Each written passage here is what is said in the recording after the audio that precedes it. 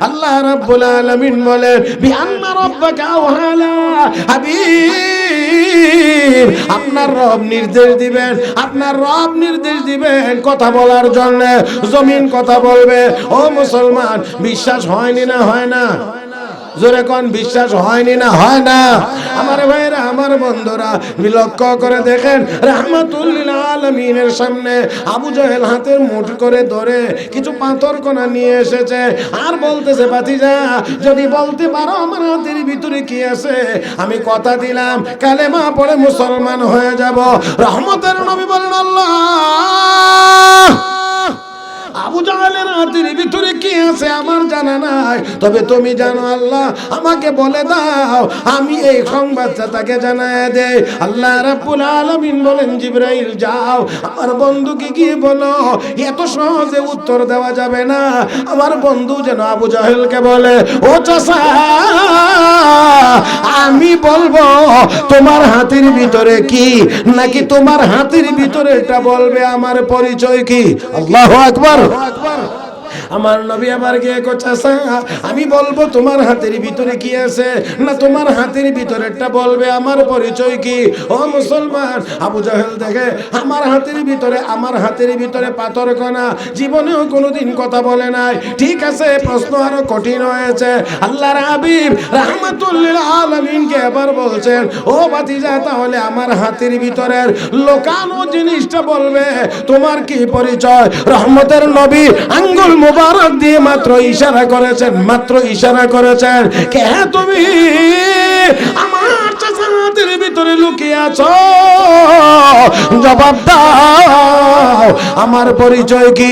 আল্লাহর নবী আঙ্গুল মুবারক দিয়ে ইশারা করা মাত্রই আবু জাহেলের হাতের পাথর কণাগুলোর ভিতর দিয়ে কালেমার আওয়াজ বাহির হয়ে গেছে। لا يتخذ المؤمنون الكافرين أولياء من دون المؤمنين, ইমানদাররা যেন ইমানদার ব্যতীত অন্য কোন কাফের বেঈমানকে আন্তরিক বন্ধু হিসেবে গ্রহণ না করে। তাহলে তার মানে কি? এর সহজ সরল অর্থ হলো, ইমানদারেরা তোমরা ইমানদার ব্যতীত কোন কাফের বেঈমানকে বন্ধু বানায়ো। বলেন আমার সাথে, বন্ধু বানায়ো। কার কথা? কার কথা? আল্লাহর কথা। তাহলে কথা এখানে যদি এতটুকু পর্যন্ত আমরা শুনি, তাহলে দেখা যাবে কি, যে কোরআন আমাদেরকে বলছে মুসলমান ছাড়া আর কারো সাথে কোনো সম্পর্ক হবে। দুনিয়ার অনেক অনেক অনেক ব্যক্তিরা বলবে ইসলাম ধর্মে অন্য ধর্মের লোকদের সাথে ভালো ব্যবহারের কোনো নির্দেশ নাই। কোরআন এখানে বড় শক্ত যে কোন কাফের বেঈমানকে আন্তরিক বন্ধু হিসেবে গ্রহণ করা যাবে। আবার যদি দেখি আমার আপনার নবী এবং সাহাবায়ে কেরাম কাফের বেঈমানদের সাথে অনেক সুন্দর ব্যবহার করেছে, তাহলে দেখা যায় একদিক দিয়ে নবী এবং সাহাবীরা কাফের বেঈমানদের সাথে খুব ভালো ব্যবহার করেছে। আর কোরআন বলে যে তোমরা কাফের বেঈমানদের সাথে আন্তরিক সম্পর্ক পোষণ করিও না, মহব্বত, অন্তরের মহব্বত লাগাইও না। তাহলে এখানে সমাধান কি? এই সমাধানটা আমাদেরকে বুঝতে হবে। আল্লাহ রাব্বুল আলামিন কোরআনে আমাদেরকে এই সমাধান দিয়েছেন, কার সাথে সম্পর্ক কেমন হবে, কোন সম্পর্ক জায়েজ আর কোন সম্পর্ক না জায়েজ, সম্পর্ক রাখা যাবে কি যাবে না, তা যদি জায়েজ হয় সম্পর্ক রাখা যায়, কোন ধরনের সম্পর্ক রাখা যাবে আর কোনটা রাখা যাবে না, একটু বলেন তো দেখি। বর্তমান দুনিয়ায়, বর্তমান পৃথিবীতে আমাদের এই কথাগুলো বিশেষভাবে ভালো করে জানার দরকার নাই আছে। কারণ ইসলামের বিরুদ্ধে অনেক চক্রান্ত, ষড়যন্ত্র আছে, অনেক অপপ্রচার আছে, প্রচার যতটুকু তার চেয়ে অপপ্রচার বেশি। মুহতারাম হাজিরিন, তবে একটি কথা আমি আপনাদের খেদমতে বলতে চাই, আপনারা খেয়াল করে শুনবেন। সারা দুনিয়ার সব কাফের বেঈমানরা ঘুরাইয়া ফিরাইয়া, কেউ বা সরাসরি ইসলাম আর মুসলমান, আলেম ওলামা, মসজিদ মাদ্রাসার বিরুদ্ধে অপপ্রচারে লিপ্ত ছিল, আছে এবং থাকবে। এই কথাটার সাথে ঠিক আরো তাড়াতাড়ি বলা দরকার ছিল। কিছু কিছু জায়গা আছে দেরি করা যায় না, কথা বুঝুন নাই। এক প্লেট ভাত দিছে, কত তরকারি দিছে, খায়া বইসা দিছেন, আবার যদি 10 মিনিট পরে আবার কয়টা ভাত আর কত তরকারি নিয়ে আইয়ে, তো খাওয়ার মজা থাকবে নি? আর তরকারি যেমনই দেন, যাই দেন, টাইমেই দেন না, কিন্তু সিরিয়ালটা ঠিক থাকতে হবে। দেখেন ইসলামের বিরুদ্ধে অপপ্রচার আর সারা পৃথিবী ব্যাপী। আরেকটু জিনিস যদি লক্ষ্য করি, সব ধরনের মিডিয়ার পিছনে ইহুদি খ্রিস্টানদের কালো হাত আছে। আর আসতে কোন ঠিক আন্তর্জাতিক মিডিয়াগুলোর যদি দিকে তাকান, তাহলে মুসলমানের পক্ষে, ইসলামের পক্ষে বলার মতো মিডিয়া তালাশ করে পাওয়া বড় কঠিন। মুহতারাম হাজিরিন, অপপ্রচার নবীর জামানাতেও ছিল, সাহাবায়ে কেরামের জামানাতেও ছিল, পরবর্তী জামানায়ও ছিল, 1000 বছর যাবত ছিল, এখনো আছে, কিয়ামত পর্যন্ত থাকবে। তবে কথা হলো এই, ইসলাম ধর্ম এটা মুসলমানদের কোনো বানানো জিনিস না, কোরআন কোনো মুসলমানের বানানো জিনিস না। কোরআন আমার আল্লাহর কালাম, নাজিল করেছেন আমার আল্লাহ। ইসলাম আল্লাহর মনোনীত ধর্ম, দিয়েছেন আল্লাহ। অতএব হাজার অপপ্রচার থাকার পরে ইসলাম ছিল, কোরআন ছিল, আছে, থাকবে। অপপ্রচারকারীরা একদিন ধ্বংস হয়ে যাবে, ইসলাম তার জায়গা মতো ঠিক দাঁড়িয়ে থাকবে। কষ্ট হবে আপনাদের, হ্যাঁ? এখন থেকে নিয়ে আরো আধা ঘন্টা 40 মিনিট আলোচনা হবে, কষ্ট হবে? আপনাদের অবস্থার সাথে মিল করে আমার কথা চলবে। যদি বুঝি আপনারা শুনবেন, তাহলে আমি সময় বাড়ানোর চেষ্টা করব। যদি বুঝি যে না শুনেন না, তাহলে আমি কমানোর চেষ্টা করব। এটা আপনাদের এখন আপনাদের নড়াচড়া, আপনাদের আকার ইঙ্গিতে বাকিটা ঠিক হবে, ফয়সালা হবে। আমার ভাইয়েরা, তাহলে আসুন আমরা একটু বোঝার চেষ্টা করি অমুসলিমদের সাথে আমাদের সম্পর্কটা কেমন হওয়া উচিত। একটু জানার দরকার আছে না নাই? অমুসলিমের সাথে, অমুসলিম যত অমুসলিম আছে তাদের সাথে মুসলমানের সম্পর্ক 4 স্তরের হতে পারে, 4 রকমের হতে পারে, 4 ধরনের হতে পারে। কয়টা? আমি যদি আরবি শব্দে বলি, তাহলে আপনারা আগে খেয়াল করে নেবেন। এক নাম্বার মুআলাত। আপনারা খালি শুনেন, খেয়াল করে। 1 নাম্বার মুআলাত।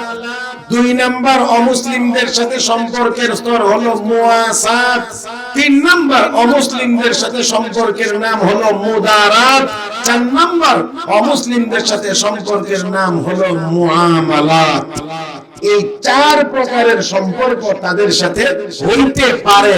এবার আমাদেরকে জেনে নিতে হবে কোনটা বৈধ হবে আর কোনটা অবৈধ হবে।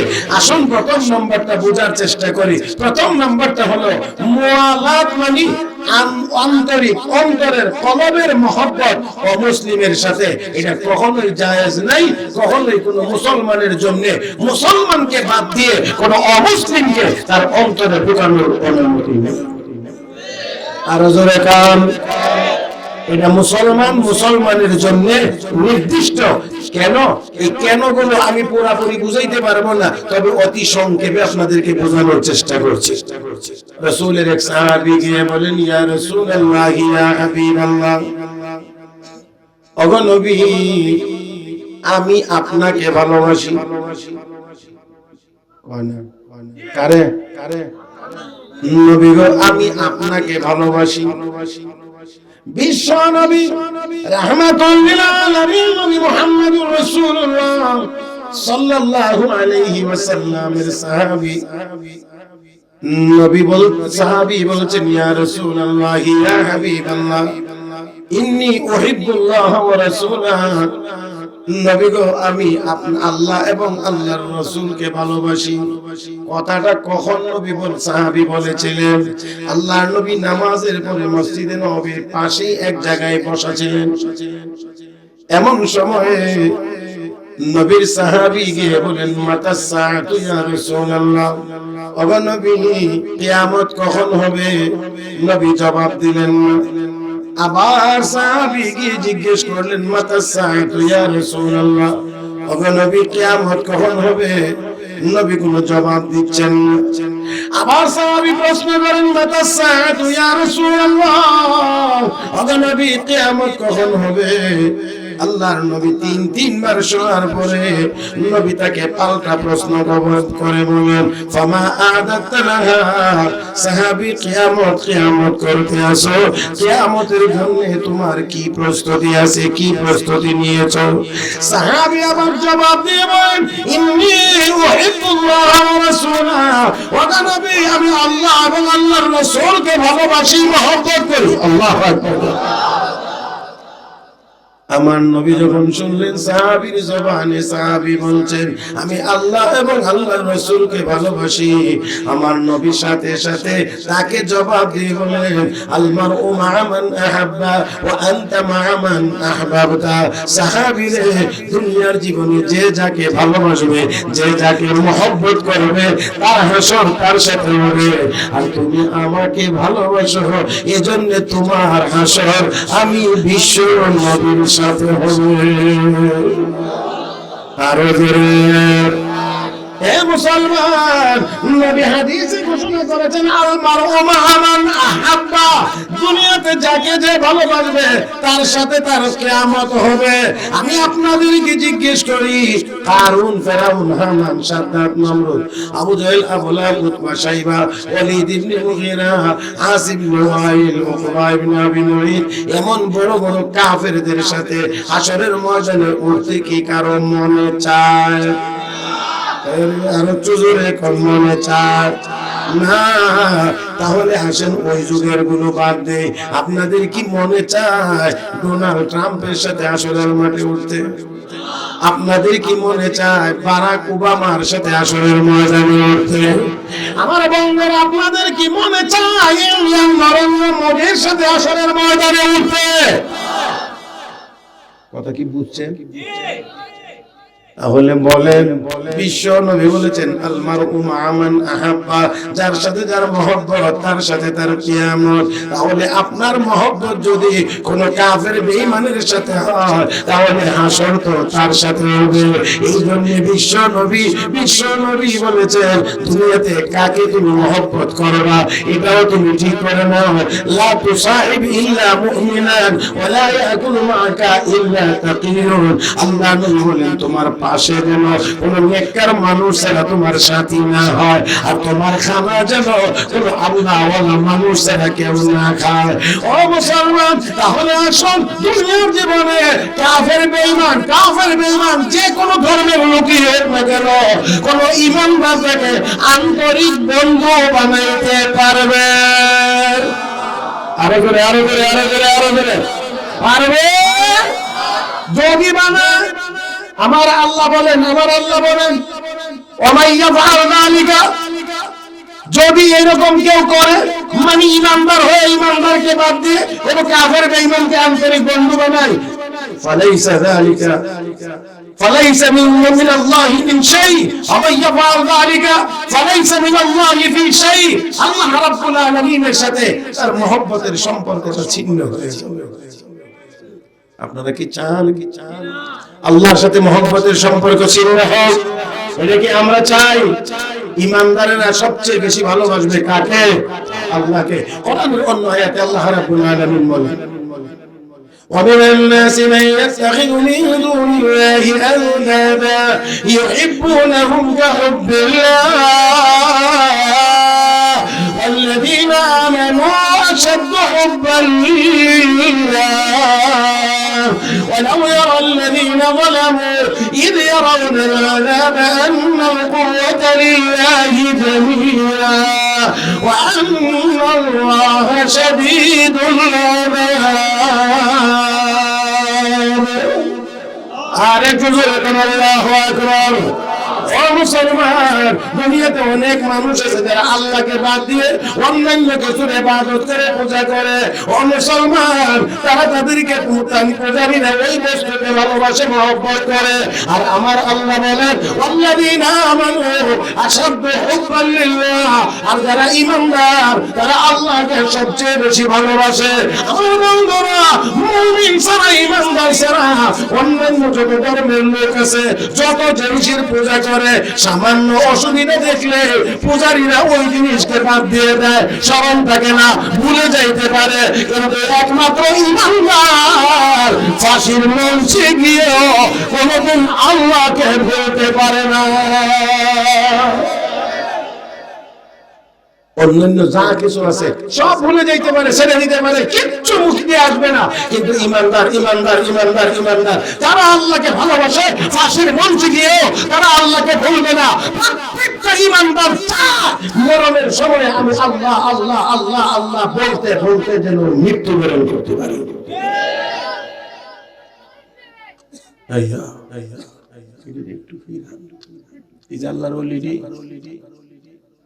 কষ্ট হইতেছে না আপনারা?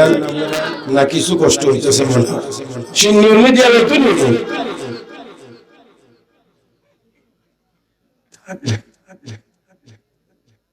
আমার দিক থেকে আমার দিক থেকে তাহলে এক নম্বর অমুসলিমদের সাথে মুসলমানের সম্পর্ক হলো মুআলাত, অন্তরের মহব্বত।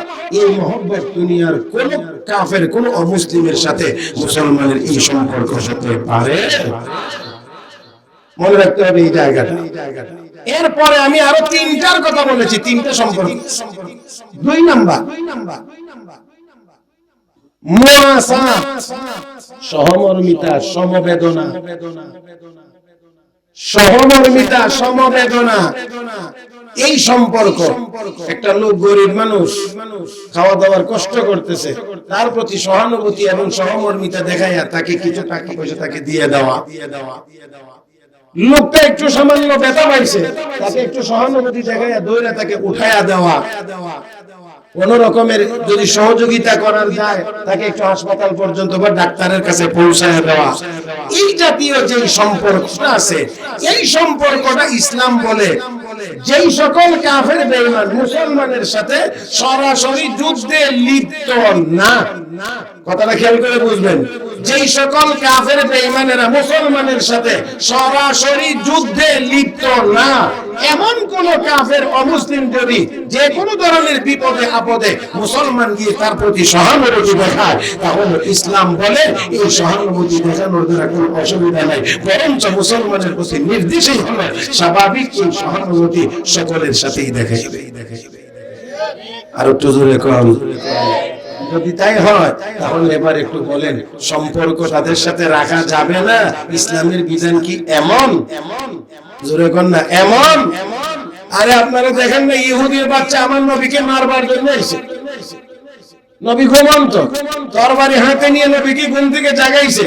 জাগানোর পরে জিজ্ঞেস করতে আছে, তোমাকে কে বাঁচাইবে? নবীকে আমার কে বাঁচাইবে? মানে আমার আল্লাহ বাঁচাইবে। যেই মাত্র নবী বলছেন আল্লাহ, তরবারি হাত থেকে পড়ে গেছে। নবী উঠে, এখন তোমার কে বাঁচাইবে? এখন তো তার কোনো কথা নাই। নবী কয়, না, আমি তোমার কাছ থেকে কোনো প্রতিশোধ নিলাম না, মাফ করে দিলাম।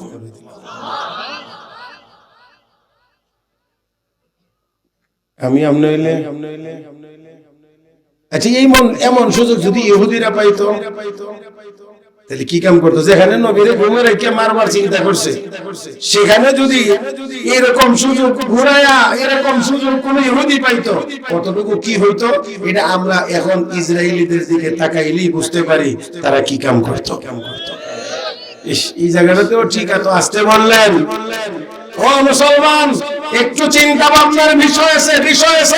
সহমর্মিতামূলক সম্পর্ক, সহযোগিতামূলক সম্পর্ক, তার কোনো কল্যাণ বা উপকার করার সম্পর্ক সব মুসলিমের সাথেই হতে পারে। হ্যাঁ, শুধুমাত্র যারা আমাদের সাথে যুদ্ধে লিপ্ত, এদের সাথে সেই সুন্দর ব্যবহার হতে পারে না।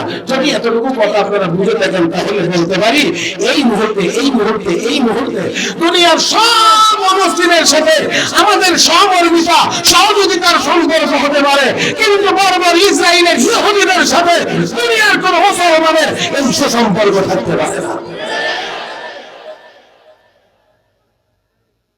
কারণ এরা সরাসরি আমাদের বিরুদ্ধে যুদ্ধে লিপ্ত।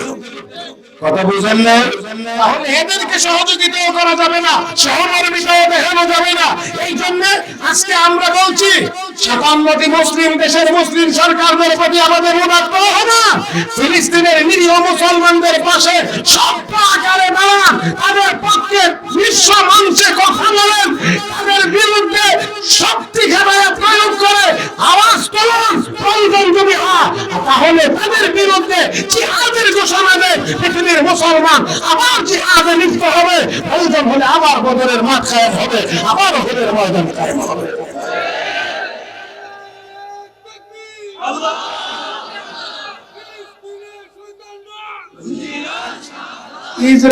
ইসরায়েলের কোন বাস বাস বাস বাস হাসবেন না বলতে গিয়ে ভুলে এসে পড়ছে মসজিদ। মুহতারাম হাজিরিন, আসুন তাহলে সহমর্মিতা, সহানুভূতি সবই দেখানো যাবে যদি সে যুদ্ধে লিপ্ত না থাকে। এই জাতীয় সম্পর্কের নাম হলো মুআসাত। এটার নাম মুআসাত। 3 নম্বর সম্পর্কের নাম হলো মুদারাত। এটা হলো বাহ্যিকভাবে তার সাথে সুন্দর ব্যবহার দেখানো, সুন্দর হাসি খুশি কথা বলা, বাহ্যিকভাবে একটা বন্ধুত্বের নমুনা তার সাথে প্রকাশ করা। এই জন্য এটা হইতে পারে যে এর দ্বারা যেই ব্যক্তির সাথে আপনি সুসম্পর্ক রাখবেন, সুন্দর ব্যবহার দেখাইবেন, সে ইসলাম সম্পর্কে জানবার সুযোগ লাভ করবে, অথবা তার পক্ষ থেকে আপনার প্রতি যেই ক্ষতির আশঙ্কা ছিল সেই ক্ষতির আশঙ্কাটা থাকবে না। মানে এই সুন্দর সম্পর্কের কারণে আপনি তার ক্ষতির হাত থেকে বাঁচতে পারবেন। তাহলে এমন এই সুন্দর সম্পর্ক বাহ্যিকভাবে রাখার অনুমতি আছে। মুহতারাম হাজিরিন, আল্লাহ রাব্বুল আলামিন আয়াতে কারিমার এক অংশে এই কথাই বলেছেন, ইল্লা আন তাত্তাকু মিনহুম তুকা। তাদের সাথে তো আন্তরিক সম্পর্ক হবে না, হ্যাঁ, যদি কোনো বিষয়ের ভয় তোমাদের হৃদয়ে থাকে যে যদি আমি তার সাথে সম্পর্ক ভালো না রাখি আমার মারাত্মক ক্ষতি হতে পারে, তাহলে অবশ্যই তার সাথে একটি সুসম্পর্ক বজায় রাখার অনুমতি ইসলামের ভিতরে আছে। মুহতারাম হাজিরিন, তাহলে এই হলো 3 নম্বর। 4 নম্বর সম্পর্কের নাম হলো মুআমালাত। তাদের সাথে লেনদেন করা, ব্যবসা বাণিজ্য করা, তাদের প্রতিষ্ঠানে চাকরি করা, তাদের লোককে আপনার প্রতিষ্ঠানে চাকরি দেওয়া, সবগুলোর অনুমতি আছে। তবে কথা হলো ওই আগের কথাটা মনে রাখতে হবে, ওই সকল কাফের বেঈমানদের প্রতিষ্ঠানে চাকরি করা যাবে না যারা সরাসরি মুসলমানের সাথে যুদ্ধে লিপ্ত, এবং যারা মুসলমানের সাথে যুদ্ধে লিপ্ত এমন ব্যক্তিদের কাছে কোনো যুদ্ধাস্ত্র বিক্রিও মুসলমান করতে পারবে না। এছাড়া স্বাভাবিক ব্যবসা বাণিজ্যের মধ্যে কোনো অসুবিধা নাই। আল্লাহ নবী রাহমাতুল্লিল আলামিন নবী মুহাম্মদুর রাসূলুল্লাহ সাল্লাল্লাহু আলাইহি ওয়াসাল্লাম এক ইহুদির কাছে চাদর বন্ধক রেখে নবী কিছু টাকা এনেছিলেন। চাদর বন্ধক রেখে নবী টাকা এনেছিলেন। নির্দিষ্ট পরিমাণ সময়, নির্দিষ্ট তারিখের আগেই ইহুদি নবীর কাছে চলে এসেছে, আয়েশা গো মুহাম্মদ আমার টাকা দাও। আল্লাহ নবী বললেন তোমার টাকা দেওয়ার সময় আজকে না। ইহুদি কয় না আজকে আমার টাকা দেওয়ার সময়। রাহমাতুল লিল আলামিন নবী মুহাম্মদুর রাসূলুল্লাহ সাল্লাল্লাহু আলাইহি ওয়াসাল্লাম বলছেন আজকে না। ইহুদি কয় না আজকে। আমি আপনাদেরকে জিজ্ঞেস করি, জবাব দেবেন, ইহুদির কথা সঠিক না আমার নবীর কথা সঠিক? মাশাআল্লাহ, একটু জোরে সবাই মিলে বলেন, ইহুদির কথা সঠিক না আমার নবীর কথা সঠিক? ও মুসলমান, আমি শুধুমাত্র বলতে চাই ওই ইহুদির সাথে আমার নবীর লেনদেন ছিল। নবী চাদর বন্ধক রেখে তার কাছ থেকে টাকা এনেছিলেন। তাহলে বোঝা গেল বাণিজ্যিক সম্পর্ক তাদের সাথে হইতে পারে, তবে কথা হলো এমন ব্যক্তিদের সাথে না যার সাথে আমাদের যুদ্ধ চলতে আছে। সেই জন্য আমি বলছি মুসলমান, এই মুহূর্তে ফিলিস্তিনের কোন পণ্য কোন মুসলমান কিনতে পারে না। ইসরায়েলের কোন পণ্য মুসলমান কিনতে পারে? আমরা তাদেরকে সহযোগিতা করছি, খেয়াল করি যে আমরা তাদেরকে তাদের পণ্য কিনে টাকা দেই, এই টাকা দিয়ে তারা অস্ত্র বানায় আমরা মুসলমানদের উপরে প্রয়োগ করে। কি বলেন ঠিক না? এই ইসরায়েলের কোন পণ্য কোন মুসলমান এই মুহূর্তে কিনতে পারে না। আমার বন্ধুরা, অবশ্যই আমাদেরকে এখানে একটু সোচ্চার ভূমিকা পালন করতে হবে। কারণ দুনিয়ার সব শক্তি চলে টাকার জোরে। কথা বলেন না কেন আমার ভাইয়েরা, আমার বন্ধুরা? বর্তমান সময় এটা আমাদের ইমানের দাবি, মুসলমানদের দাবি। আপনারা অবশ্যই বিষয়ে জানেন, বুঝেন, দেখেন যে ফিলিস্তিনের মুসলমানদের উপরে কি পরিমাণ নির্যাতন করতে আছে। হাসপাতালে গিয়েও জান বাঁচাইতে পারে, হাসপাতালে বোম মারে। আমার বন্ধুরা, অ্যাম্বুলেন্সের ভিতরে করে রোগী নিয়ে যাবে, সেই অ্যাম্বুলেন্সের উপরে বোম মারছে। ও মুসলমান, মসজিদের ভিতরে গেছে, মসজিদের ভিতরে গিয়ে বাঁচতে পারে না, হাসপাতালেও বাঁচতে পারে না, অ্যাম্বুলেন্সেও বাঁচতে পারে না। এই নির্দয় আচরণ, আর আমরা মুসলমান তাকিয়ে তাকিয়ে তা দেখতে আছি। ও মুসলমান, আসুন আসুন, আমরা আমাদের নিজেদেরকে চিনবার চেষ্টা করি। আমরা মুসলমান কোন জাতির না? আরে মুসলমান, আমরা তো না খাইয়া থাকবার জাতি, খাইয়াও থাকবার জাতি। পাইলে খাইলাম তো আলহামদুলিল্লাহ, শুকরিয়া আদায় করবো। পাইলাম না তো আমরা খাইব না, ধৈর্য ধারণ করবো। কিন্তু কোন অবস্থাতে আমরা আমাদের ইমান দুনিয়ার কোন কাফেরের কাছে বিক্রি করতে পারবো না। আল্লাহ আমাদের সবাইকে তৌফিক দান করুন। আমি বলছিলাম যে তরজমা আকারে আয়াতের তরজমাগুলো আপনাদের সামনে পেশ করব। তো বলছিলাম যে সকল অমুসলিমের সাথে মুসলমানের সম্পর্ক কয় ধরনের হইতে পারে? 4 ধরনের। এর মধ্যে একটা সরাসরি নিষেধ, সেটা হলো আন্তরিক মহব্বত, অন্তরের বন্ধুত্ব কোন অমুসলিমের সাথে হইতে পারে না।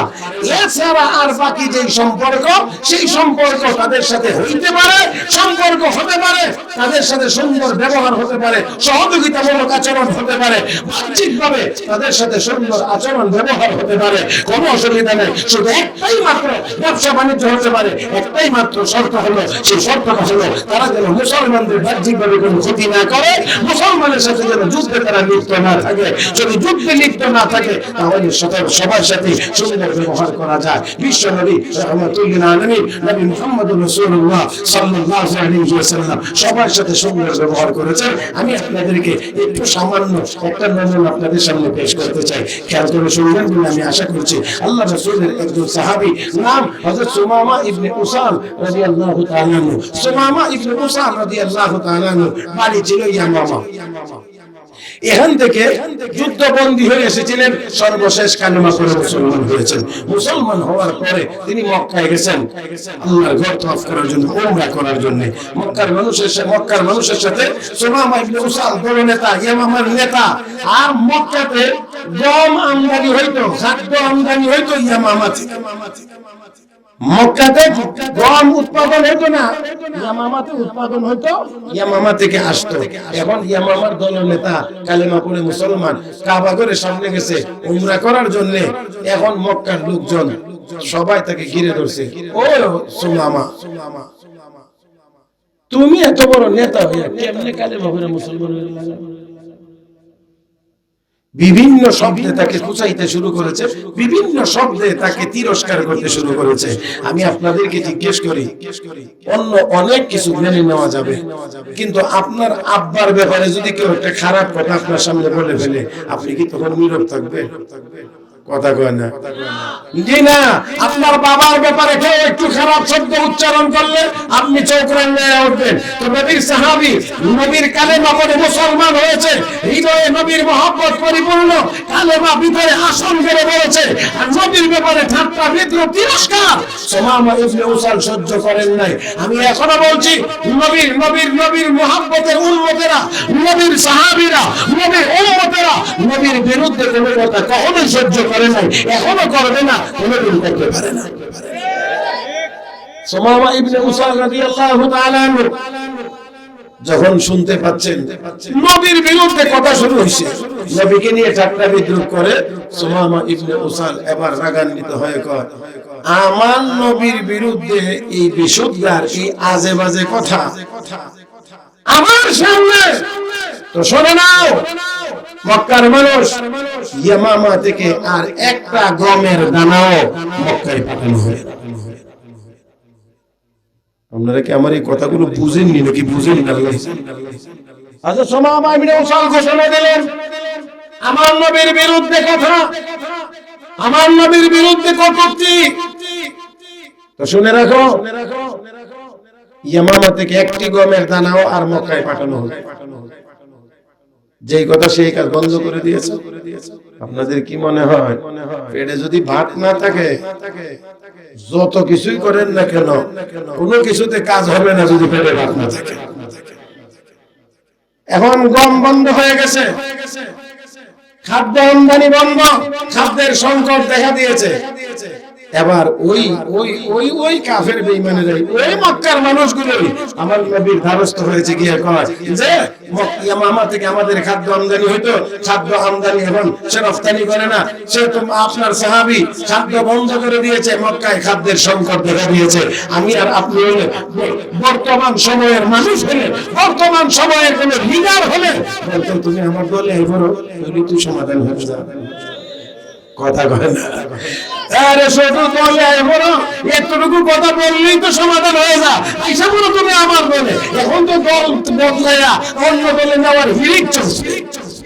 কারে কোনার দিকে দলে ফিরানো যায়, কোনার দিকে ভাগানো যায়, এখন শুধু সেই চিন্তা ভাবনার ভিতরে তো আমরা আছি। মুহতারাম হাজিরিন, আর বিশ্ব নবীর কাছে গেছে আপনার সাহাবী খাদ্য রফতানি বন্ধ করে দিয়েছে। এখন আপনি একটু বলে দেন, আমি আর আপনি হলে তো এই সুযোগ ব্যবহার করতাম, কিন্তু রহমতের নবী, দয়ার নবী, মায়ার নবী সেখানে সেই কঠোর ব্যবহার না করে ওই মক্কার মানুষদের প্রতি নবী সহমর্মিতা আর সহযোগিতার ব্যবহার নবী দেখাইলেন। আর সুমামা ইবনে সাল রাদিয়াল্লাহু তাআলা আনহুকে নবী বলে দিলেন, চিঠি লিখলেন, হে সুমামা খাদ্য কেন বন্ধ করে দিলা?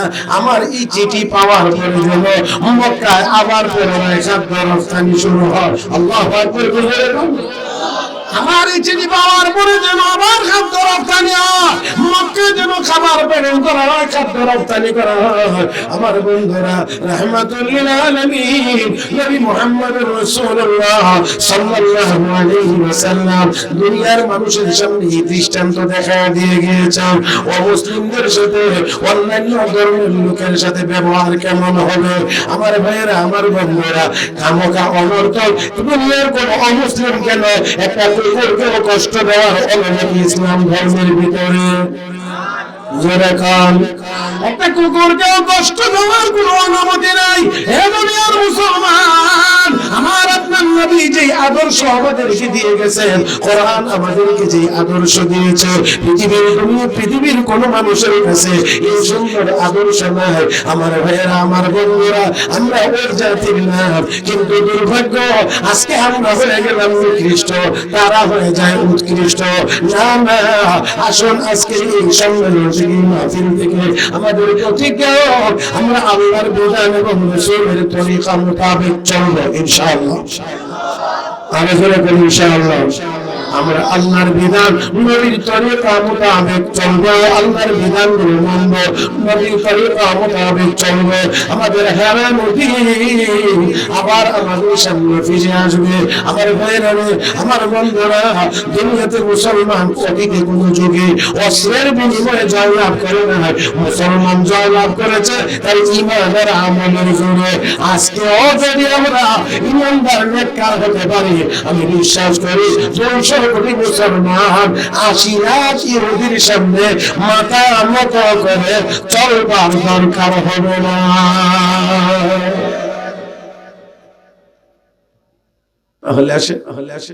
দেখি আল্লাহ রাব্বুল আলামিন আয়াতে কারিমার মধ্যে বলছেন, শেষের অংশে গিয়ে ওয়াইউহাদ্দিরুকুমুল্লাহু নাফসা, আর আল্লাহ তোমাদেরকে আল্লাহর সত্তার ব্যাপারে ভয় দেখাচ্ছেন, মানে তোমরা আল্লাহকে ভয় করো। এবার একটু শব্দ করে আওয়াজ করে একটা জবাব দিবেন, মুসলমান আমরা একমাত্র ভয় করব কাকে? আল্লাহর ওলি যা কই, হ্যাঁ হ্যাঁ গান কই, গান কই, গান কই, আমরা গেলে এত শেষ হই। আচ্ছা ঠিক আছে, ঠিক আছে, ঠিক আছে, ঠিক আছে। আমরা ভয় করবো একমাত্র কাকে? আর আল্লাহ রাব্বুল আলামিন বলেন ওয়া ইলাল্লাহিল মাসির, আল্লাহর দিকেই ফিরে যাইতে হবে, প্রত্যাবর্তন করতে হবে। কার কাছে? তো যে আল্লাহর কাছে আমাদেরকে যাইতে হবে, সেই আল্লাহকেই ভয় করতে হবে। আজকে আমরা ভয় তো জায়গা মতো করি না, ভয় তো করবো আল্লাহকে। যদি আল্লাহকে ভয় করি, দুনিয়ার কোনো মাখলুককে আমাদের ভয় করতে হবে যদি আল্লাহকে ভয় করি দুনিয়ার কোন মাখলুককে আমাদের ভয় করতে হবে না, কারণ আল্লাহ মানুষ বানাইছে আল্লাহকে ভয় করার জন্য, সমস্ত মাখলুক বানাইছে মানুষকে ভয় করার জন্য। সব মাখলুক মানুষের খেদমত করবে, মানুষের গোলামি করবে, আর মানুষ কার গোলামি করবে? মানুষ গোলামি করবে আল্লাহর, মানুষ গোলামি করবে আল্লাহর, আর সমস্ত মাখলুক গোলামি করবে মানুষের। কিন্তু দুর্ভাগ্য এখন আমরা গোলামি শুরু করেছি মাখলুকের, এই জন্য মাখলুক আমাদের গোলামি করে না। মুহতারাম হাজিরিন, কারণ হাদিস শরীফে আছে যে তোমরা আখিরাতের বান্দা হও, আখিরাতের সন্তান হও, দুনিয়ার সন্তান হয় না। কিন্তু আমরা এখন দুনিয়ার পিছনে এমন ভাবে দৌড়াইতে শুরু করেছি, দুনিয়ার পিছনে দুনিয়ার পিছনে দুনিয়ার পিছনে এমন ভাবে দৌড়াইতে শুরু করেছি যে এখন দুনিয়া ছাড়া আমরা আর কিছুই বুঝি না। মাথার মধ্যে আখিরাতের কোনো চিন্তাই অনেকের নাই, কোরআন হাদিসের কোনো চিন্তাই নাই, আরো উল্টা বলতে থাকে মোল্লা মৌলবীরা আমরা খালি পিছনে নিয়ে যাইতেছি, পিছনে নিয়ে যাওয়া বুঝিনি। তার মানে আমরা 100 বছর আগে যেমন ছিলাম মৌলবীরা খালি আমরা ওই রকম অবস্থায় নিয়ে যেতে চায়। দুনিয়া অনেক আগাইছে, দুনিয়া অনেক অ্যাডভান্স, দুনিয়া অনেক অগ্রসর হয়েছে, আমরা পিছনে যাব কেন? মুহতারাম হাজিরিন, আমি এই কথাগুলোর জবাবে শুধু একটা কথা বলি, অনেক কিছু আগাইছে। আগে এত শিক্ষিত মানুষ ছিল না, এখন যত শিক্ষিত মানুষ আছে। আগে এত ধনী মানুষ ছিল না, এখন যত ধনী মানুষ আছে। বিশেষ করে আগে শিক্ষিত মানুষ ছিল কম, এখন শিক্ষিত মানুষের পরিমাণ বেশি। কিন্তু বাস্তবতা হলো আমরা যদি এখন তাকাই তাহলে দেখব শিক্ষিত মানুষের পরিমাণ যত বাড়ছে অপরাধ তার চেয়ে আরো বেশি বাড়ছে, অপরাধ তার চেয়ে আরো বেশি বাড়ছে। কিন্তু বেশি বাড়লেও তারপরও আমরা মনে মনে খুব তৃপ্ত, এই জন্য শিক্ষার হার বেশি, অনেক মানুষ শিক্ষিত, পৃথিবী অনেক আগাইছে, অনেক আগাইছে। আমার ভাইরা, আমার বন্ধুরা, যতই আগাক না কেন আমার আপনার নবীর জামানার দিকে একটু থাকার, বিশ্ব নবী রাহমাতুল আলামিন নবী মুহাম্মদুর রাসূলুল্লাহ সাল্লাল্লাহু আলাইহি ওয়াসাল্লাম যে আদর্শ নিয়ে দুনিয়াতে আগমন করেছিলেন, সেই আদর্শের মাধ্যমে টাকা পয়সার মালিক বেশি হইতে না পারলেও তারা শান্তি পেয়েছিলেন, শান্তিপূর্ণ সমাজ প্রতিষ্ঠিত হয়েছিল। আর একটু জোরে বললে ভালো হয়। তাহলে আসুন, আমরা ভয় করি একমাত্র কাকে? হইছে না, আমরা ভয় করি একমাত্র কাকে? দুনিয়ার আর কাউকে আমরা ভয় করি না, একমাত্র আল্লাহকে যদি ভয় করি, কলবে যদি আল্লাহর ভয় থাকে, দুনিয়ার কারো ভয় আমাদের কলবে থাকবে না, থাকতে পারে না। মুসলমান, ও মুসলমান, আল্লাহর জাতকে ভয় করো। আল্লাহ কত মহান, আল্লাহ কত কুদরতের মালিক, সেই আল্লাহকে ভয় করে গুনার কাজ ছেড়ে দাও, নেক কাজ করো, তাহলে সারা দুনিয়া তোমাদের আমাদের কদমে আবার এসে পড়তে বাধ্য হবে। আল্লাহ আমাদের সবাইকে তৌফিক দান করুন। আমি আপনাদেরকে একজন বুজুর্গের ছোট্ট একটা কথা শুধু স্মরণ করাইয়া দিচ্ছি। বুজুর্গের নাম হযরত আবুল হাসান খিরকানী রাহমাতুল্লাহি আলাইহি। জঙ্গলে গেছেন লাকড়ি কাটার জন্য, লাকড়ির বোঝাটা অনেক বড় হয়ে গেছে, আনবার মতো কোনো ব্যবস্থা না। এই আল্লাহর বান্দা কেমন করে আনবেন? জঙ্গলের কাছে গেলেন, গিয়ে জঙ্গলের দিকে মুখ করে এবার ডাক দিয়ে বললেন, এ বাঘ এদিকে আমার লাকড়ির বোঝাটা বাড়িতে পৌঁছায় দিতে হবে। আপনারা কি আসেননি মাঠে? তাহলে আর একটু জোরে কোন সুবহানাল্লাহ। কারে কয়? হ্যাঁ, বাঘেরে কয়, ও বাঘ এদিকে আমার লাকড়ির বোঝাটা পৌঁছায় দিতে হবে। ওই ব্যক্তির ভিতরে বাঘের ভয় ছিল না, বাঘের মালিকের ভয় ছিল। কে বাঘের মালিক? কে বাঘের মালিক? আল্লাহ। আল্লাহর ভয় ছিল, এই জন্য বাঘের ভয় ছিল না। আর তিনি ভালো করেই জানেন মালিক তো বাঘগুলোকে বানাইছেন মানুষের খেদমতের জন্য। ডাক দিলেন, বাঘ এই দিঘা লাকড়ির বোঝারা বাড়িতে পৌঁছায় দিতে হবে। হুকুম দিতে দেরি, হৃষ্টপুষ্ট মোটা তাজা বাঘ ওনার সামনে এসে আদবের সাথে দাঁড়াইতে দেরি হয় নাই। লাকড়ির বোঝা উঠাইলেন, নিজেও উঠলেন। এবার তিনি বলেন চল, কিন্তু চলে না। আবারও বললেন চল, চলে না। আবারও বললেন চল, চলে না। ও মুসলমান, এবার আল্লাহর ওলি আবার তাকাইলেন জঙ্গলের দিকে, তাকায় বলেন ও সাপ এই দিকে আয়। ও মুসলমান, মোটা তাজা সাপ এসে হাজির, গলার মধ্যে চিপা দিয়ে ধরেছে। এটাকে চাবুক বানাইছে। বাঘ নামের বাহনকে সাপ নামের চাবুক দিয়ে পিটাইয়া আল্লাহর বান্দা লাকড়ির বোঝা সহ তার বাড়িতে হাজির হয়ে গেছে। এটা কি অস্ত্রের জোরে? এটা অস্ত্রের জোরে, এটা টাকার জোরে, এটা চেয়ার বা গদির জোরে? নিশ্চয় না, এটা ছিল ঈমান আর নেক আমলের জোরে। আল্লাহর বান্দা, আল্লাহ রাব্বুল আলামিন বলেন ওয়া ইউহাযযিরুকুমুল্লাহু নাফসা, আল্লাহ তোমাদেরকে আল্লাহর ব্যাপারে ভয় প্রদর্শন করছেন, সতর্ক করছেন। মানে তোমরা আল্লাহকে ভয় করো আর ফিরে যেতে হবে কার কাছে? এমন কেউ আছেন দুনিয়াতে যিনি বলবেন যে না, আমার আল্লাহর কাছে যাইতে হবে না, যাওয়া লাগবে না? বলেন না, এরকম দুনিয়াতে কোন শক্তিমান ব্যক্তি আছে যে যাইতে হবে না, যাওয়া লাগবে না? এমন কেউ নাই। সবাইকেই যাইতে হবে, সবাইকেই যেতে হবে। মুহতারাম হাজিরিন, এবার আসেন পরের আয়াতে আমার আল্লাহ কি বলেন, খুব খেয়াল করে আমরা শোনার চেষ্টা করব। আল্লাহ বলেন কুল ইন তুখফু মা ফি সুদুরিকুম আও তুবদুহু ইয়ালামুল্লাহ। হে নবী, আপনি বলুন, তোমরা তোমাদের হৃদয়ে যা লুকায়া রাখো, গোপন রাখো, যা তোমরা তোমাদের জবানে প্রকাশ করো, ইয়ালামুল্লাহ, সব আল্লাহ জানেন। আমার ভাইরা, আমরা হৃদয়ে যা গোপন করি তাও আল্লাহ জানেন, আমরা জবানে যা প্রকাশ করি তাও আল্লাহ জানেন, না জানেন না? ও মুসলমান, আমার আল্লাহ সব জানেন। তাহলে আসেন, আমরা যতই মনে করি আমি নির্জনে এই কাজ করতে আছি, আমি অন্ধকারে এই কাজ করতে আছি, আমি আড়ালে গিয়ে কাজ করতে আছি, দুনিয়ার কেউ মনে হয় জানবে না, কেউ মনে হয় দেখবে না। আমার বলবে না, আমার আল্লাহ সব জানেন, সব দেখেন। আমার আল্লাহ সব জানেন, সব দেখেন।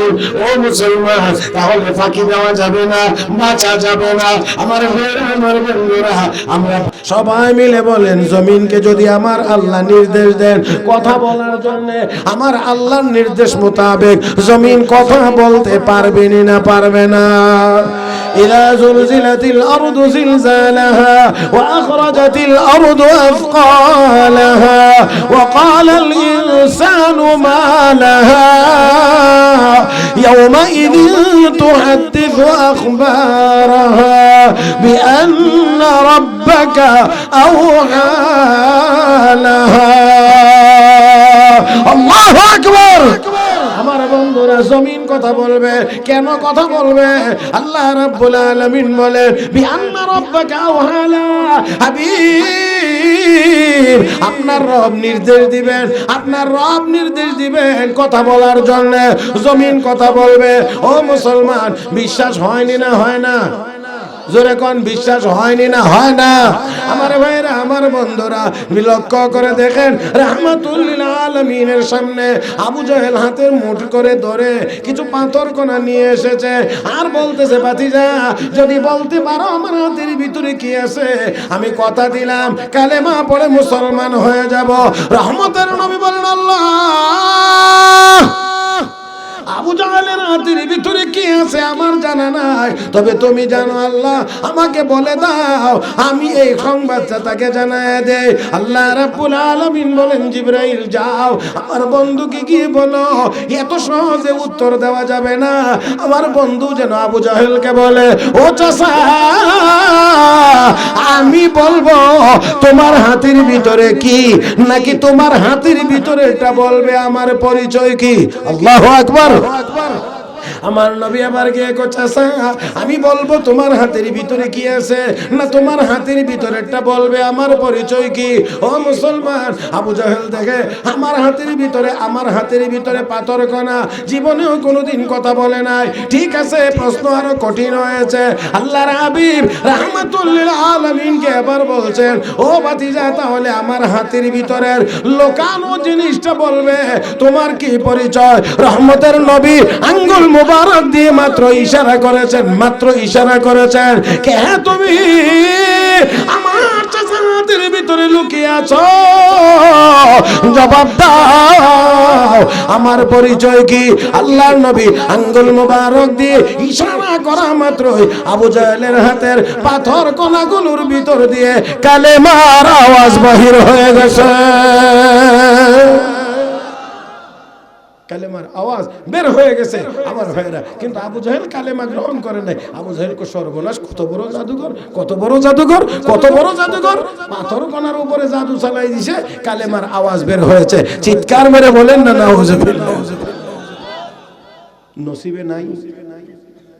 নসিবে নাই।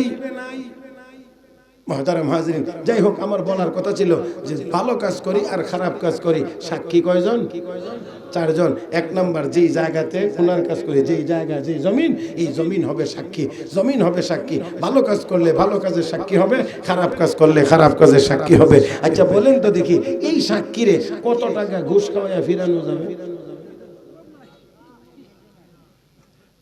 আল্লাহ, আমি মনে হয় কথা আসতে বুঝাইতে পারতেছি না আপনাদেরকে, নাকি না কষ্ট হইতেছে? কয়টা বাজে? হ্যাঁ, 12টা। তার মানে 1 ঘন্টার উপরে হয়ে গেছে। 1 ঘন্টার উপরে হয়েছে। 5 মিনিট কম, 11টায় শুরু করছি, তার 12টা মানে 1 ঘন্টা 5 মিনিট হয়েছে। এখন কি করতাম? শেষ করে লইতাম। এত ওয়াজের পরে আর কত লাগে? আর জোয়ান বেড়েন ওয়াজ করে গেছে, আমি বুড়া বেটারে ফেলাইছি সবাই শেষে দিয়ে। হ্যাঁ, আরো 1 ঘন্টা। আল্লাহ, ইনসাফের মা বাপ কবে মারা গেছে? যাক, আলহামদুলিল্লাহ।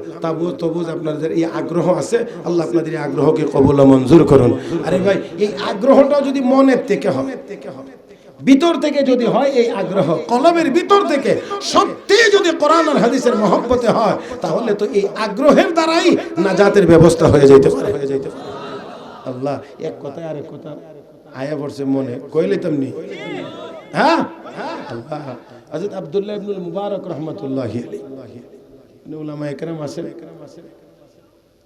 হযরত আব্দুল্লাহ ইবনুল মুবারক রাহমাতুল্লাহি আলাইহি ইমাম আবু হানিফার ছাত্র, অনেক বড় মুহাদ্দিস, অনেক বড় মুফাসসির, অনেক বড় আল্লাহর ওলি।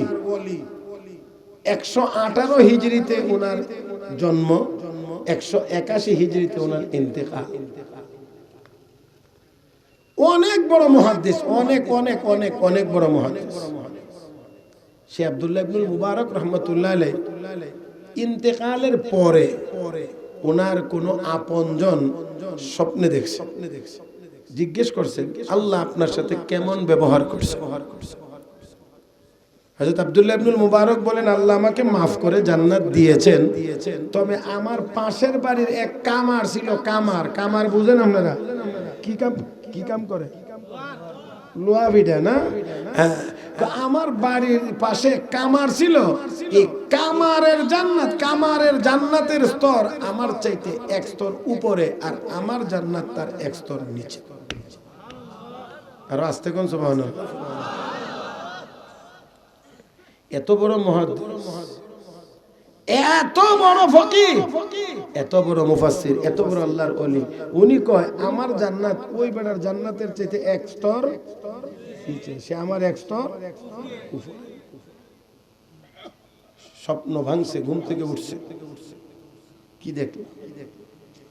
কি দেখলাম? এত বড় মুহাদ্দিস কয় আমার চেয়ে আমার কামার বেড়া, আমার বাড়ির পাশের কামার লোকটি আমার চেয়ে 1 স্তর উপরে। তাহলে তার কি আমল ছিল? একটু যাই, বাড়িতে গেছে, তার স্ত্রীকে গিয়ে জিজ্ঞেস করছে, তোমার স্বামীর বিশেষ কি আমল ছিল একটু বলো তো। বিশেষ কি আমল? বিশেষ কোন আমলের কথা তো আমি কইতে পারি না, তবে আমার স্বামীর যে জিনিসটা ছিল সেটা আমি আপনার কাছে বলতে পারি। বলে কি ছিল? আমার স্বামী সারাদিন লোহা পিড়াইতো, হাতুড়ি দিয়ে লোহা পিড়ায় বিভিন্ন জিনিস বানাইতো, বিক্রি করতো, এটা দিয়েই আমাদের সংসার চলতো। এই লোহা পিটাইতে গিয়া ওনার মধ্যে একটা জিনিস ছিল, যে এই হাতুড়িটা মাথার উপরে উঠাইছে, এখন বাড়ি দিবে, এই মাথার উপরে থাকা অবস্থায় যদি মুয়াজ্জিন বলে ফেলেছে আল্লাহু আকবার, মানে আজান শুরু হয়ে গেছে, তাহলে উনি ওই উঠানো হাতুড়িটাও লোহার গায়ে পিটানোর জন্য আর বাড়ি দেন নাই, উনি ওইখান থেকেই ছেড়ে দিয়ে নামাজের জন্য উঠে চলে যেতেন। আমার কথাটা কি আপনারা বুঝছেন? উঠাইছে উপরে, আল্লাহু আকবার আল্লাহু আকবার। আমি কইলাম আমি আর আপনি তো চিন্তা করলাম এই বাড়িটা দিয়া লাই, উনি এই বাড়িটা আর দিতেন না, এখান থেকে হাতুড়িটা ফেলে দিতেন, নামাজের জন্য চলে যেতেন। কি মনে হয় আপনাদের নামাজের গুরুত্বটা খুব কম ছিল ওনার কাছে, তাই না? এক হুজুর, 2 নাম্বার যে বিষয়টি ছিল সেই বিষয়টা হলো আমাদের পাশেই এক বড় আল্লাহর ওলির বাড়ি, নাম আব্দুল্লাহ ইবনুল মুবারক রাহমাতুল্লাহি আলাইহি, ছিলেন বড় ধনী মানুষ। উনি ওনার বাড়ির ছাদের উপরে রাতের বেলা তাহাজ্জুদের নামাজ পড়তেন, দীর্ঘ সময় পর্যন্ত উনি তাহাজ্জুদের নামাজ পড়তেন। মাঝে মাঝে দেখা যায় তো সারা রাত ভেবে তিনি নামাজ পড়তেন। আমার স্বামী ঘুম থেকে মাঝে মাঝে কোন প্রয়োজনে যদি জাগ্রত হইতেন আর দেখতেন আব্দুল্লাহ ইবনুল মুবারক নামাজ পড়তেছে, তখন আমার স্বামী আল্লাহ রাব্বুল আলামিনের দরবারে এই বলে নিজের মনের আকাঙ্ক্ষা ব্যক্ত করতেন, ও মালিক, তুমি আমাকে দুনিয়ার জীবনে কাজ কর্মের দায়িত্ব আমার উপরে দিয়েছো। আল্লাহ, আমি সারা দিন লোহা পিটাই, সামান্য যা কিছু উপার্জন হয় তা দিয়ে আমার বাচ্চা কাচ্চার খাবারের ব্যবস্থা করি, এই দিয়ে আমার পরিবার চলে। আমি যদি রাতের বেলা না ঘুমাই, দিনের বেলা আমি কাজ করতে পারবো না। ও মালিক, এই জন্য আমি আব্দুল্লাহ ইবনুল মুবারকের মতো সারা রাত তাহাজ্জুদ পড়তে পারি না। আল্লাহ, এত নামাজ আমি পড়তে পারি না। আল্লাহ, তুমি যদি আমাকে আব্দুল্লাহ ইবনুল মুবারকের মতো সচ্ছলতা দান করো, আমিও আব্দুল্লাহ ইবনুল মুবারকের মতো সারা রাত তোমার কদমে সেজদায় পড়ে থাকবো।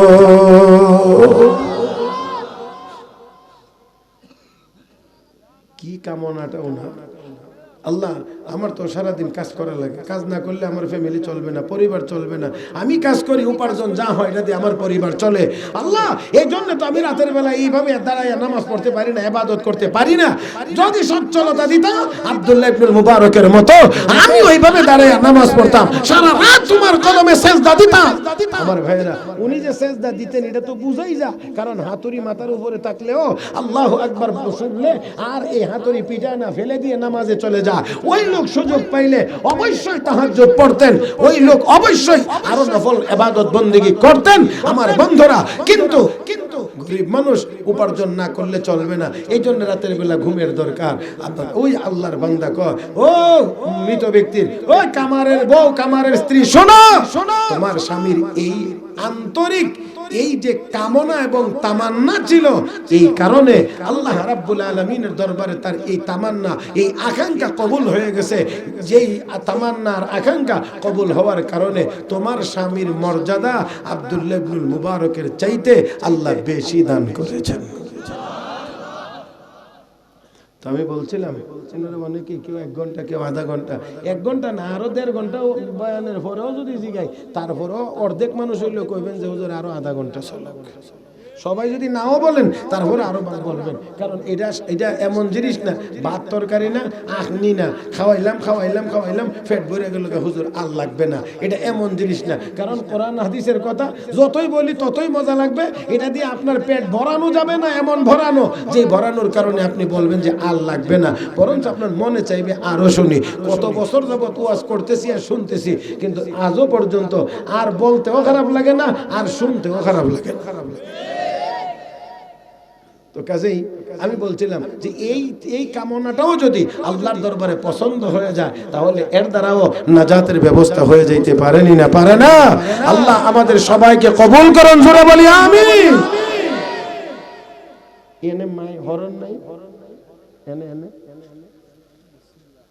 সুঙ্গা কোন নে এদিকে নাই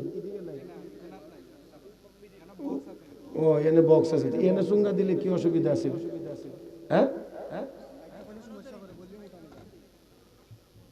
মাইক্রোফোনের সমস্যা করে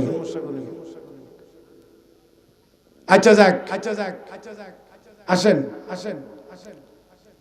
বলছিলাম যে আমরা গুনার কাজ করি আর সওয়াবের কাজ করি সাক্ষী কয়জন কথা কয় না সাক্ষী 4 জন 1 নাম্বার কথা কয় 1 নাম্বার জমিন মাটি যেখানে বসে যেখানে করেন ভালো কাজ করেন খারাপ কাজ করেন মাটি সাক্ষী 2 নাম্বার ফেরেশতা আছেনি ফেরেশতা কথা কয় না আছে হ্যাঁ তাহলে ওই ফেরেশতারা হবে 2 নাম্বার সাক্ষী মুহতারাম হাজরিন 3 নাম্বার হলো আপনার আমার যে শরীরের যে অঙ্গ প্রত্যঙ্গ দিয়ে আমরা ভালো কাজ করি আর গুনার কাজ করি এই অঙ্গ প্রত্যঙ্গ দেখতে দেখি আমার মনে করি আমার আসলে এটা আমার আপনার না মুহতারাম হাজরিন এটা আমার আপনার কাছে আমানত এটাও একদিন আমার আপনার পক্ষে বা বিপক্ষে আল্লাহর আদালতে সাক্ষী হবে আল ইয়াউমা নাখতিমু আলা আফওয়াহিহিম ওয়া তুকাল্লিমুনা আইদিহিম ওয়া তাশহাদু আরজুলুহুম বিমা কানু ইয়াকসিবুন মুহতারাম হাজরিন আল্লাহ বলেন হাত কথা বলবে পা সাক্ষী দিবে ও মুসলমান এই জিহ্বা নাড়ায়া যদি আমরা কথা বলতে পারি তাহলে আল্লাহ নির্দেশ দিলে হাত পা সবই কথা বলতে পারে কয়টা গেছে 4 নম্বরটা হলো ওই যে আমলনামা ফেরেশতারা যে লিখে রাখতেছে এই আমলনামা হাসরের দিন দেওয়া হবে আর বলা হবে পড়ো ইকরা কিতাবাক কাফা বিনাফসিকাল ইয়াওমা আলাইকা হাসিবা ইকরা কিতাবাক তোমার আমলনামা তুমি পড়ো আজকে এটাই তোমার জন্য যথেষ্ট হবে আর ওই দিন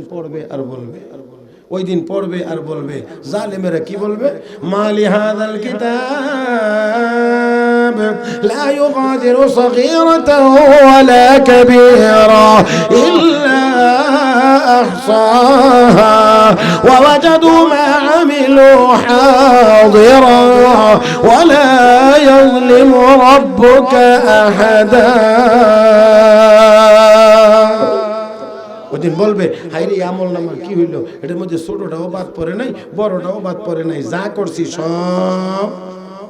সব আছে তাহলে যেই কাজই করি না কেন যেই গুনার কাজই করি না কেন গোপনে করি আর প্রকাশ্যে করি সবার সামনে করি আর একেবারে অন্ধকারে করি সাক্ষী আছে না নাই এরপরে আসেন সবকিছুর পরে সব সাক্ষীর পরে আমার আল্লাহ জানেননি না জানেন না আল্লাহ রাব্বুল আলামিন আয়াতে কারিমার ভিতরে সেই কথাই বলেছেন কুল হে নবী আপনি বলুন ইন তুখফু মা ফি সুদুরিকুম আও তুবদুহু ইয়ালামুল্লাহ তোমরা যা ভিতরে লুকায়া রাখো অথবা জবানে প্রকাশ করো সব আল্লাহ রাব্বুল আলামিন জানেন ওয়া ইয়ালামু মা ফিস সামাওয়াতি ওয়া মা ফিল আরদ আসমান জমিনে যা আছেন সব আমার আল্লাহ কোন কি আসমান জমিনে যা আছে সব কে জানেন আল্লাহ পানির নিচে যে মাছ আছে কে জানেন ও মুসলমান মাটির নিচে যে কীড়া আছে পোকামাকড় আছে কে জানেন সব আল্লাহ জানেন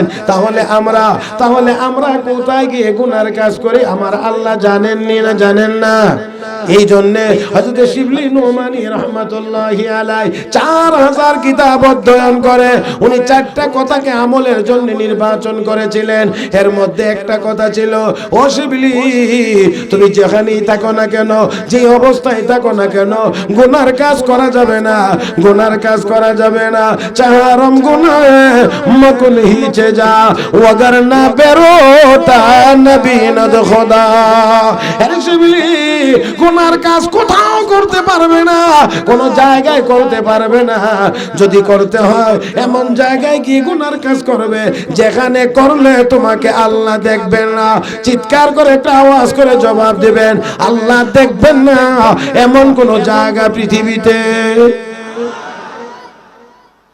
তাহলে গুনার কাজ করারও কোনো জায়গা কোন সময় যে এই সময়ে করলে আল্লাহ দেখবেন না আল্লাহ জানবেন না এই জায়গাতে গিয়ে করলে আল্লাহ দেখবেন না জানবেন না এমন কোন জায়গাও নাই এমন কোন সময়ও নাই। আপনাদের একটা কথা একেবারে প্রসিদ্ধ জানা কথা স্মরণ করে দিই। হযরত ওমর বলছিলেন, আমার দেশে কেউ দুধের মধ্যে পানি মিশাইতে পারবে না, দুধের মধ্যে পানি মিশাইতে পারবে না। যদি ধরা পড়ো কঠোর শাস্তি হবে। হযরত ওমর এই নির্দেশনা দিলেন, এই নির্দেশ জারি করলেন। হযরত ওমর তো নির্দেশ জারি করে শুধুমাত্র ঘুমিয়ে থাকতেন না, দেখতেন জনগণের কি অবস্থা। রাতের বেলা ঘোরাফেরা করছেন, এক জায়গায় দেখে আলো দেখা যায়, কুঁড়ে ঘর, ছোট ঘর, আওয়াজ শোনা যায়, গেছেন কি পাশে গিয়ে দাঁড়াইছেন, শুনতে পান মেয়ে বলতে আছে, মা মা। কি হয়েছে? আজকে বকরি দুধ কম দিছে, আজকে সবাইকে দুধ দেওয়া যাবে না, দুধ কম। মা কয়, একটু পানি মিশাইয়া সমান করে লাও। মেয়ে কয়, মা আমিরুল মুমিনিন হযরত ওমর তো নিষেধ করেছেন দুধে পানি মেশানো যাবে না। মা কয়, এখন কি তোমার উমর তাকায় রইছিনি? আরো সহজ ভাষায়, এখন কি তোমার উমর ছায়া রইছিনি? মেয়ে কয়, মা উমরের চোখ ফাঁকি দেওয়া যাবে, কিন্তু আল্লাহর চোখ তো ফাঁকি দেওয়া যাবে। আর একটু জোরে কর না। উমরের চোখ ফাঁকি দেওয়া যাবে, কিন্তু আল্লাহর চোখ ফাঁকি দেওয়া যাবে না। যা কথাবার্তা হইতে আছে শুনতেছেন কে? বাইরে দাঁড়ায় শুনেন কে? হযরত ওমর শুনতেছেন। হযরত ওমর শুনে আল্লাহু আকবার, আল্লাহু আকবার, আল্লাহু আকবার চিহ্ন দিয়েছে, মার্ক চলে আসছেন মদিনায়। ফজরের নামাজের পরেই লোক পাঠিয়ে দিয়েছেন, ওই দুইজনকে কে বলবো আমিরুল মুমিনিন বলছে আপনারা মা মেয়ে দুজন হাজির হইতে। দুজন হাজির। হযরত ওমর কয়, রাতের বেলা তোমরা মা মেয়ে কি কি কথা বলছো? সব কথা আমি শুনছি, সব কথা আমি শুনেছি। এবার মেয়ের মাকে বলছে, তুমি যদি রাজি থাকো তাহলে তোমার মেয়েটাকে আমার পুত্রবধূ বানাইতে চাই। সুবহানাল্লাহ, আস্তে কয় না।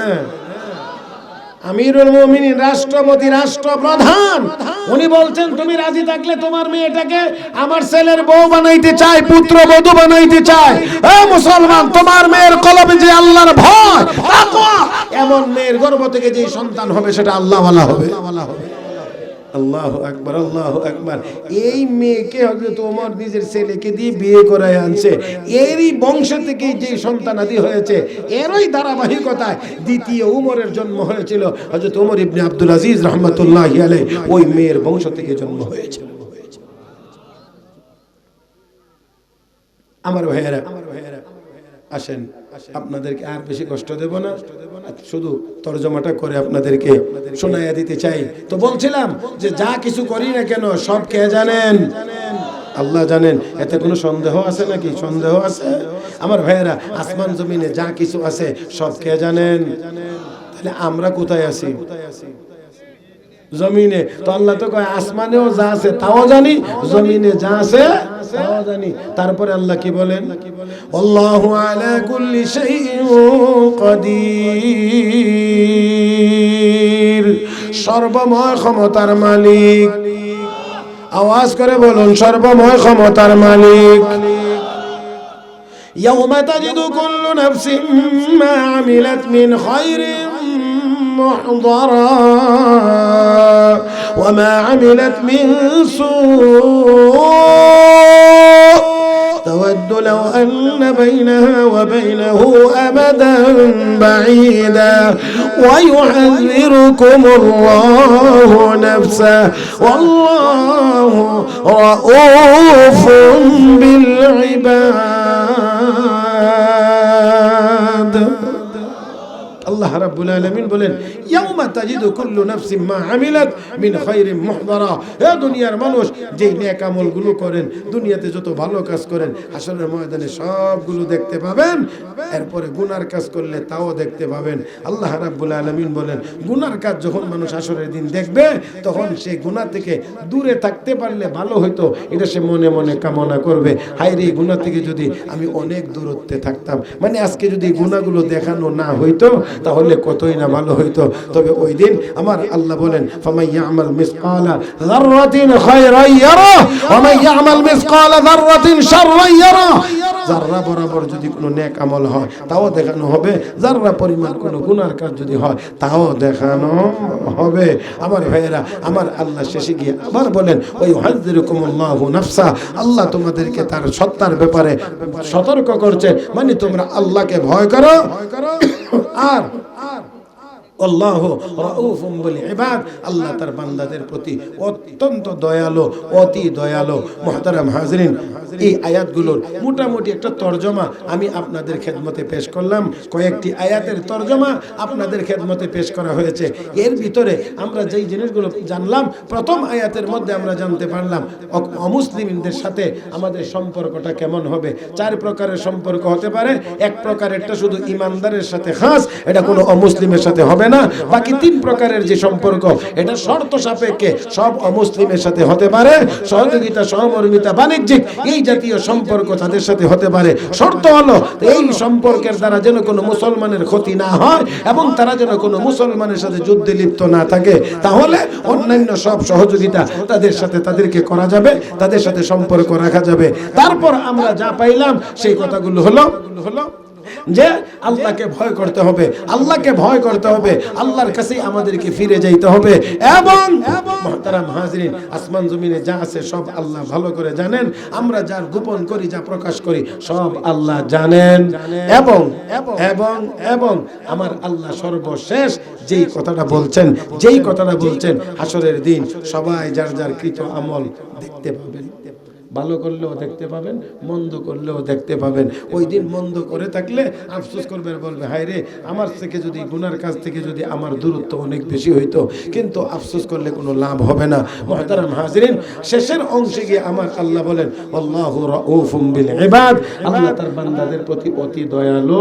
এর অর্থ হলো যত কিছুই খারাপ করে থাকো না কেন, যদি আল্লাহর দরবারে কান্নাকাটি করে মাফ চাইতে পারো, তাহলে আল্লাহ তোমাকে মাফ করে জান্নাতের মালিক বানায়া দিতে পারেন। আল্লাহ রাব্বুল আলামিন আমাদের সবাইকে কথাগুলো বুঝবার এবং আমল করবার তৌফিক দান করুন। মহব্বতের সাথে জোরে সবাই বলি আমিন।